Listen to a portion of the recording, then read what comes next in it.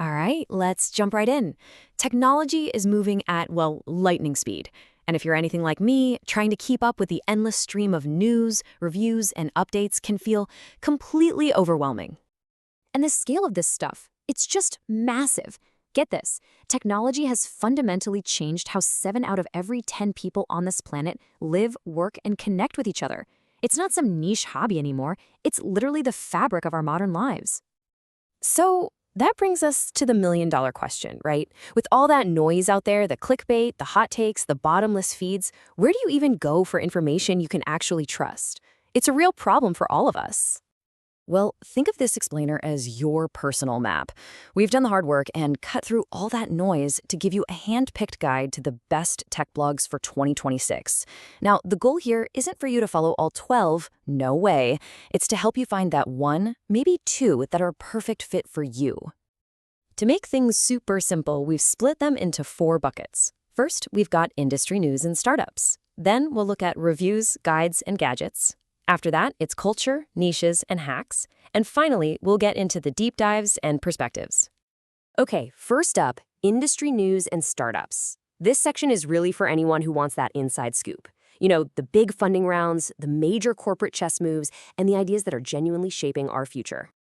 And here we have 2 really interesting players. On one side, you have TechCrunch, the absolute titan, all about the business of tech. And on the other, you've got Search Ethics, a brand new voice that's all about the ethics of tech. It's like the money versus the mission. And you can really see the difference here. TechCrunch has been the Bible for the startup world since way back in 2005. But then you have Search Ethics, which just launched in 2025 with a very specific goal: to be a clean, honest source of tech news in an age of so much misinformation. It's that classic story: the established giant versus the purpose-driven newcomer. All right, moving on to reviews, guides, and gadgets. This part is for every savvy shopper out there who's basically asking one simple question: what's the best thing to buy and how the heck do I use it? Now, this space is packed with some of the biggest names you'll recognize. You've got CNET, kind of the seasoned veteran of the group. There's Engadget, which is famous for its super detailed buying guides. Digital Trends gives you a sneak peek at what's just around the corner. And BGR is a must-follow for mobile news and hunting down the best deals. And the history behind these sites is just incredible. I mean, look at this timeline. CNET was founded back in 1994. They were helping people figure out the internet when it was just getting started. These aren't just blogs. They are institutions that have built decades of trust. So, with all these options, how do you pick? Honestly, it just comes down to what you need in the moment. If you're looking for a really deep, step-by-step how-to guide, CNET is probably your best bet. Trying to compare a dozen laptops? Head over to Engadget. Curious about smart homes or cars? Digital Trends has you covered. And if you're all about phone news and finding hot deals, BGR is the place to be. It's all about matching the site to what you're looking for. Our third category is what I like to call culture, niches, and hacks. This is for the trend spotters, the people fascinated by where tech crashes into our culture and daily lives. It's way less about the specs on a chip and much more about the impact on us.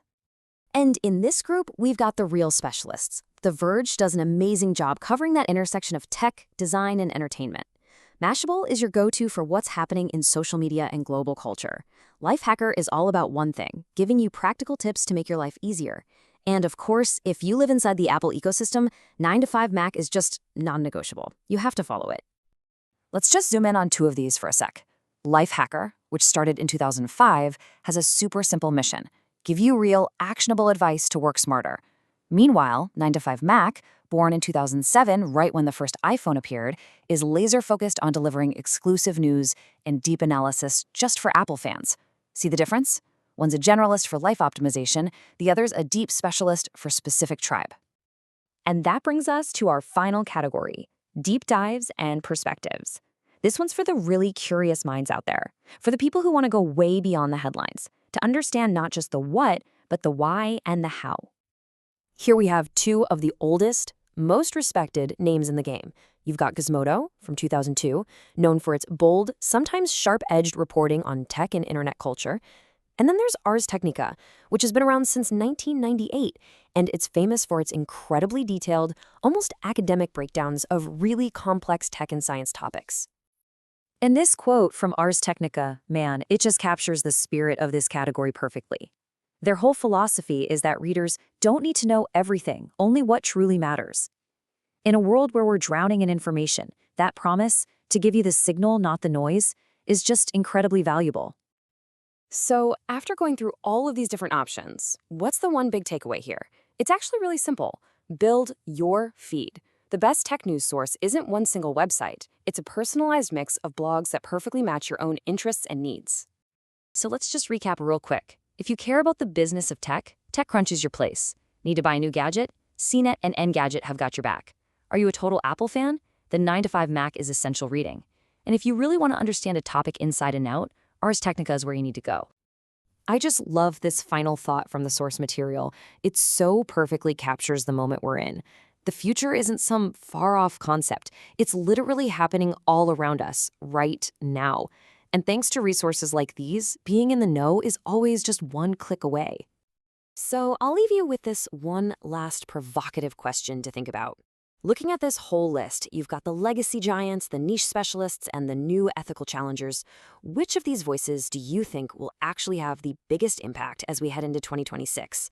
A lot to chew on? Thanks for tuning in.